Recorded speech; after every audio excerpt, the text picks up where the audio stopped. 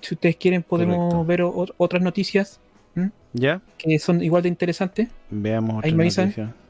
otra noticia igual de interesante. Veamos otras Mira, esta noticias que noticia son igual de interesantes. A ver. lo estuvimos viendo aquí sobre todo con disidentes. Lo estuvimos viendo que es cómo prevenir los disturbios en las protestas. ¿Ya? Esa es una pregunta que todos nos hemos hecho alguna vez, ¿cierto? Sí. ¿Cómo lo hacen, por ejemplo, o cómo lo intentan hacer algunos países desarrollados? Vamos a partir con el contexto. Ujú. En Holanda, a finales de enero, hubieron protestas. ¿Ya? Hubieron protestas porque estaban en contra de las cuarentenas. ¿Ya? Entonces, según la policía neerlandesa, habían detenido, por ejemplo, esta noticia es del 26 de enero de este año, Ujú. a al menos 184 personas durante choques entre agentes y grupos de jóvenes que convocaron las protestas por la aplicación del toque de queda por la pandemia. ¿Ya? Y era la tercera noche consecutiva de disturbios en Holanda. ¿Ya? Esto es como que Holanda despertó. ¿Ya? También está pasando en España con el tema de Pablo Hasél. ¿Ya? Es un tema que está muy hablado en Ah, YouTube, así que eso no lo vamos a hablar. ¿Ya? Pero tiene que ver también con este tipo de cosas de protestas en países desarrollados, podemos decir.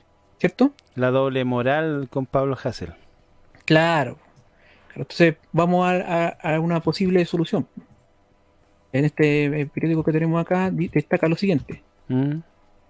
Dice que una posible solución es el embargo de cuentas y coches como fórmula de los Países Bajos para prevenir disturbios por las protestas. ¿Mm? Ujú. Entonces, el asunto es el siguiente. Si destrozas lo que no es tuyo, o lo pagas tú o tus padres. Acá dice que bajo esta premisa, autoridades locales holandesas han dado un paso más allá en la lucha contra la violencia y los saqueos, que protagonizaron las protestas acaecidas tras la entrada en vigor el pasado 23 de enero del primer toque de queda que se vive en los Países Bajos desde la Segunda Guerra Mundial. ¿Ya? Mm. Entonces aquí obviamente destacan todo este tipo de cosas y acá dice embargo de bienes incluso antes de ser culpable. ¿Mm? Ya. Acá Yo destacan este estoy, tipo de cosas. Sí, dile usted. yo estoy de acuerdo con eso, salvo, salvo un pequeño detalle con la legislación chilena, y es que no te pueden, por ejemplo, embargar la cuenta en la cual tú recibes tu sueldo, porque el Ya. sueldo no es embargable. O sea, en este caso, y allá funciona porque la gente tiene cuentas de ahorro. Mm, En Chile es un tema serio ese porque la gente no tiene cuentas No de ahorro ahorra. y de hecho, por ejemplo, un lumpen X cualquiera, me imagino yo que su mamá con suerte tendrá cuenta RUT para recibir las 10 lucas que le manda el tipo de Colina 2. Entonces, no sé. No sé si sería viable una cosa así, una situación como esa en Chile. Es una muy buena idea, pero no sé si sería viable. No sé qué opina usted, don Vicente. Yo digo que es una excelente idea y sí es viable, pero con otro mecanismo. ¿Ya? Eh, si hay algo desagradable para esta gente que sale a protestar, sale a destruir, es el trabajo. Hay harta pega por hacer cuando uno ve, por ejemplo, algunas carreteras. Sé que algunas pueden estar concesionadas o algunos, por ejemplo, parques que son de las municipalidades o el lugar donde se hizo el delito, puede pagar con trabajo, con ayuda comunitaria. Obviamente, si es más grave la cosa, bueno, ella tendría que irse a la cárcel, po. Más un trabajo dentro de las cárceles o algún oficio que aprendan estos animalitos, po. ¿Me entiendes? Entonces los padres también se van a hacer responsables en caso de que, por ejemplo, depende del poder adquisitivo de los padres y toda esa cuestión, pero lamentablemente hay no existe clase social para el tema de la delincuencia. Yo mismo he sido testigo de que mucha gente de primera línea era gente con familia acomodada, con familia sin temas económicos, así que este es un tema transversal. Ujú. Y para que sea pareja la cosa, yo creo que el embargo de las lucas de los padres no es lo mejor. Es que el cabro agarre la responsabilidad porque los padres, bueno, porque a veces son padres ultra protectores, entonces les van a pagar la cuestión y ya quedó ahí nomás. Entonces yo prefiero que paguen con servicio. Yo creo que eso sería mejor. Sí, pues Un par sí, de añitos. si el tipo es mayor de edad no habría problema. El dilema entraría cuando son menores de edad. Es que yo igual estoy de acuerdo con que los menores de edad puedan de repente hacer algún tipo de oficio y cosas por el estilo. Creo que en mi tiempo nosotros teníamos los liceos así que eran más de donde tú podías aprender distintos tipos de profesiones po, o parte técnica. Sí, Estaba el tema de los liceos construcción. técnicos todavía existen. No, está bien. Pero ahora es como mal visto eso, ¿me entiendes? Como que los cabros no deben meterse a trabajar por nada, tienen que ser mayores de edad y la cuestión, como que es explotación, ¿me entiendes? Eso es lo que se habla. Mm. Sí, yo sé que existen, pero voy al hecho de que estos cabros tienen que aprender algún oficio, ¿me entiendes? Independiente en qué liceo estén. Lo que pasa es que hoy día es muy mal visto que un cabro esté haciendo trabajo, como lo ven como explotación infantil y cosas por el estilo, aunque tenga 14, 15 años, ¿me entiendes? Que socialmente se dice que no está bien eso. Sí, o sea, mira, yo no tengo problema con ese tema, o sea, yo soy el primero que siempre dice que los niños tienen que trabajar con sus padres.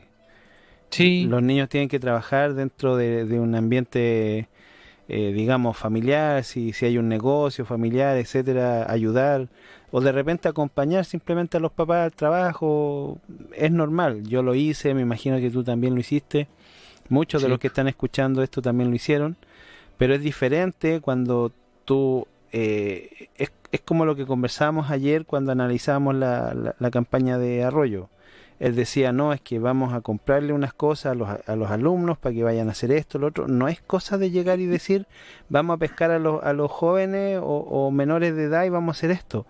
Porque eso no depende de uno, o sea, es complejo. ¿Me entiendes? En ese caso, lamentablemente, la única legalmente responsabilidad que hay es la de los padres. Estoy de acuerdo contigo con que, pucha, los papás, algunos son sobreprotectores y van a preferir pagar y lo que sea, pero es complicado. Con los adultos hagan lo que quieran, congelen las cuentas, quítenle las zapatillas, los calzoncillos, pantalones, todo lo que quieran, me da lo mismo. Siendo mayores de edad, me da lo mismo lo que hagan. Si quieren congelarle todas las cuentas, está bien. Pero con los menores es complejo porque no hay una figura legal que te permita hacer algo así.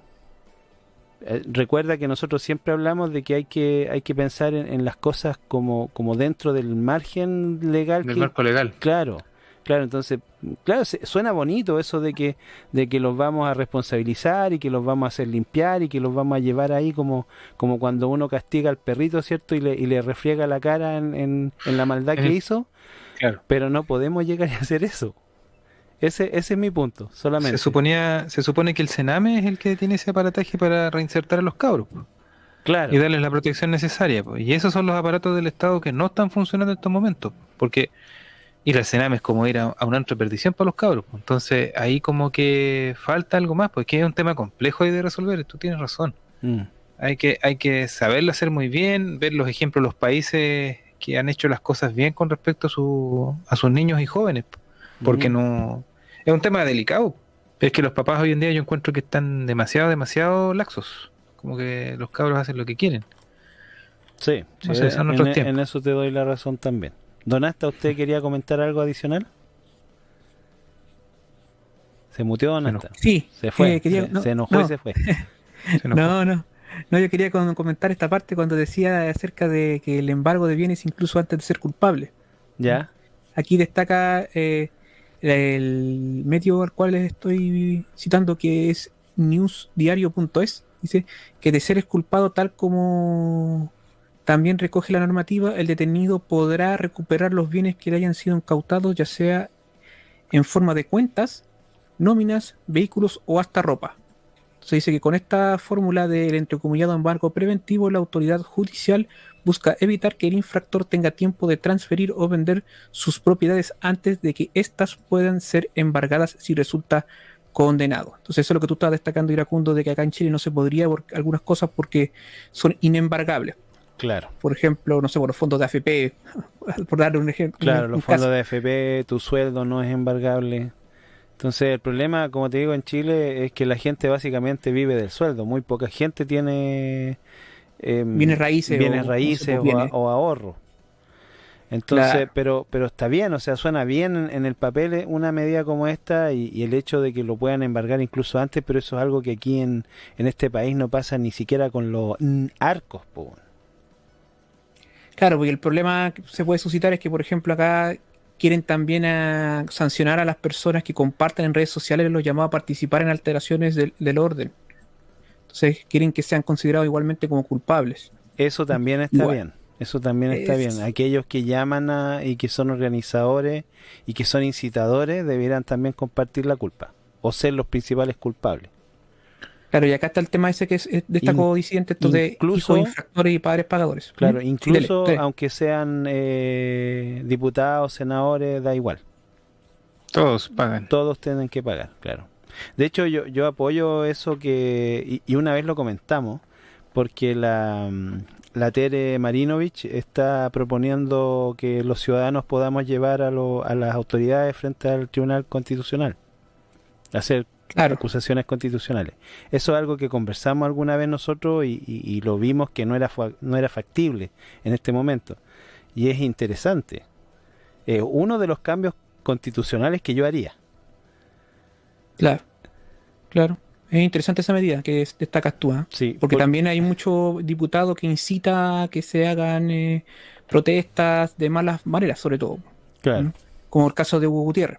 por ejemplo, ¿Mm? o de Vlado Milosevic, Claro. o de esta otra. Bueno, una noticia que, bueno, a propósito de lo de Hugo Gutiérrez, que va a tener que responder ante la justicia porque ya no tiene fuero, dado que ahora es candidato a constituyente. Así es, esa fue una Esa- muy buena noticia que apareció la semana pasada, que creo que nadie la tomó muy en serio, o nadie la tomó en realidad. Pero, a ver, debería de buscarla, pero mientras tanto, puedes hablar acerca de por qué esa parte del tema de los niños menores de edad y los padres como responsables.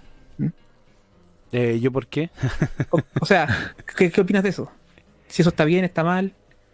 Porque, por ejemplo, acá el abogado, según el abogado Rainer Feiner, ¿ya? Que es citado por muchos medios holandeses, dice que si se trata de un niño o niña de 14 o 15 años, sí podrían ser señalados como culpables y también sus padres. ¿Mm? Y que la responsabilidad tiene que ser estudiada por un juez, Claro. por ejemplo. Sí, pues se tendría que determinar si los papás son culpables o no. Pues, por ejemplo, en el caso, podríamos hablar de la Greta, ¿cierto? Ella claramente está incitada por sus padres a hacer todo lo que hace. Entonces, ponte tú que en algún momento ella infrinja la ley o se le pase la mano con alguna manifestación. ¿Quién va a ser responsable de eso? Los papás, porque claramente los papás la están incitando. Entonces, desde la perspectiva de un juez, eso sería lo más lógico a optar. O sea, independiente de que el juez determine o no determine en ese momento que así sea. Entonces, sí, cuando son jóvenes muchas veces tienen esa mala junta que son sus mismos padres. No sé, don Disidente, ¿qué opina usted? Sí, yo creo que está buena esa idea de que los padres compartan la responsabilidad. Creo que sería una buena iniciativa porque eso haría que los padres tomaran más responsabilidad de sus hijos, estuviesen más pendientes de lo que andan haciendo porque, pucha, aquí yo lo veo como los cabros están demasiado buenos para el copete y no tan grandes, ¿me entiendes? Carretes hasta la hora del queso, los tienen como pajaritos y este tema de los destrozos creo que es una buena oportunidad para que los padres empiecen a apretar un poquito más la goma a los cabros porque según mi forma de crianza uno a los niños los mantiene estrictos y con el tiempo tú les vas liberando para que hagan más cosas, pero lo que pasa ahora es que los dejan hacer lo que quieren, entonces pues cuando tú los quieres apretar chuta, se genera un problema porque hoy en día por la corrección política tú no le puedes pegar ni un reto a un cabro. Entonces estamos en un ambiente complejo hoy en día, porque ahora están hablando del adultocentrismo y te van a salir con esa empanada también, po, Ah, claro. ¿me entiendes? Entonces, si nosotros vemos el fenómeno que ocurrió en nuestro país y la cantidad de padres que defendieron a sus hijos que salieron a quemar el país, entonces estamos en una crisis de la familia propiamente tal. ¿Cuáles son los roles verdaderos de los padres? ¿Es darle de comer a un cabro y que no le falte techo?